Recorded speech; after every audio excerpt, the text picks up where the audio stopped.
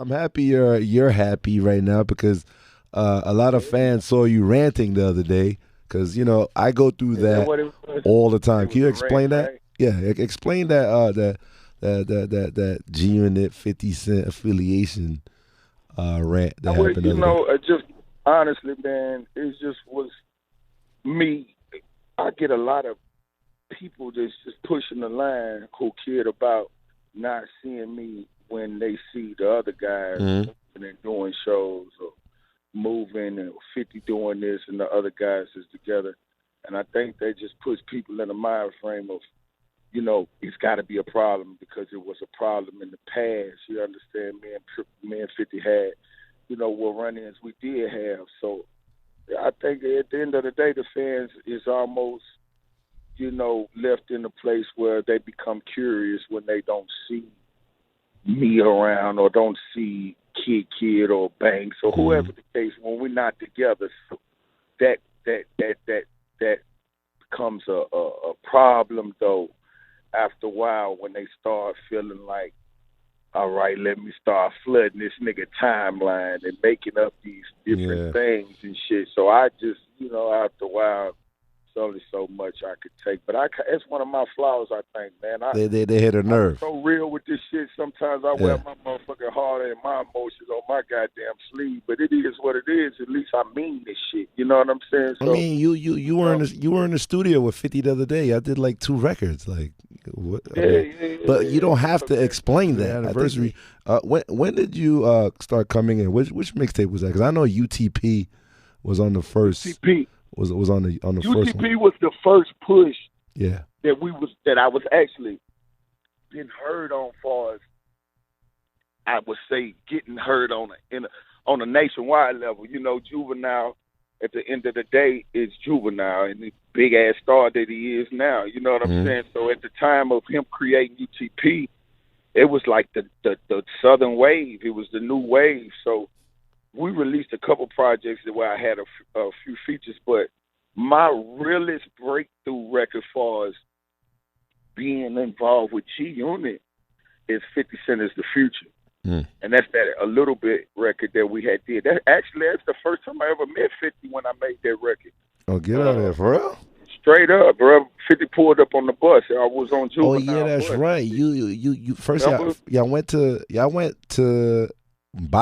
my house first when There you I go. was in Forest Hills, There you go. and then I told Juvenile and them, yeah, nah, he's at Shaw Money crib in Long Yeah, Island. that was when you didn't have phantoms and shit all in your Yeah. front door. You understand what I'm saying? That's when niggas was just pulling up, niggas like Yayo and shit jumped on the bus pulling out packs of crack and shit, throwing it on the table and shit. Niggas was in the field. Niggas like Banks fucking 195 pounds with 4 guns on it. What the fuck is you walking, my nigga, and a vest? So when I met these niggas, man, I ain't gonna lie. From the beginning, I'm like, yeah, these my type of niggas. This shit real. I mean, Whatever the yeah, fuck is going on, because it's back real. then, yeah, because back then you were with Juvenile, but Juvenile was concentrating on his projects more, Right. and Right. then the immediate artists he was working with.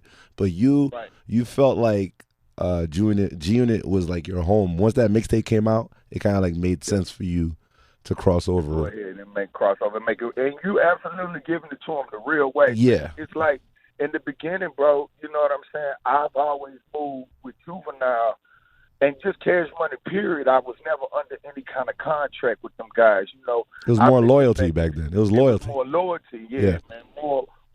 My word is my contract. You understand? Mm-hmm. Nowadays, try that shit and find yourself in somebody's casket. You niggas don't honor that shit. But far as me, you know what I'm saying? That's how we rock, man. There wasn't no paperwork in place. I come across 50, like I say, on that bus, and I was playing records for 50 that I had already had.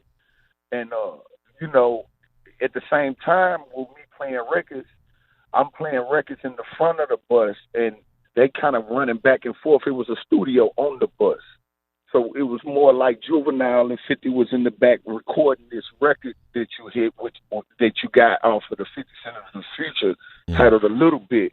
But I was in the front playing records, and one of those records actually ended up being Blood Hound on 50's Oh, The wow. Richard Doctrine. Yeah, straight up, man. 50 loved that record so much. He's like, nigga, you made that. I said, yeah, nigga, I made that in 5 minutes, my nigga. He put it on the album. He Man, put it on this the shit Richard Doctrine. Wow.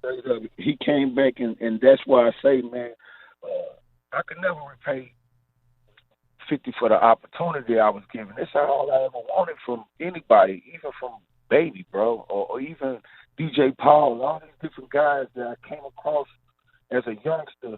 I've been in these streets my whole life.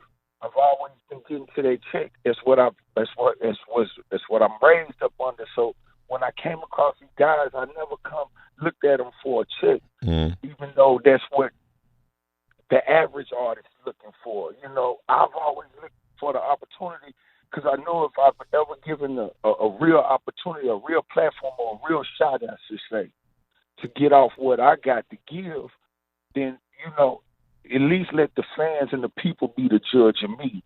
You don't judge me. Just give me this opportunity. Yep. And that's what I look for from 50, and I respect that because he gave me that opportunity, and I did what you're supposed to do. I took full advantage of the opportunity and made the best of it. Still doing it right now today, man.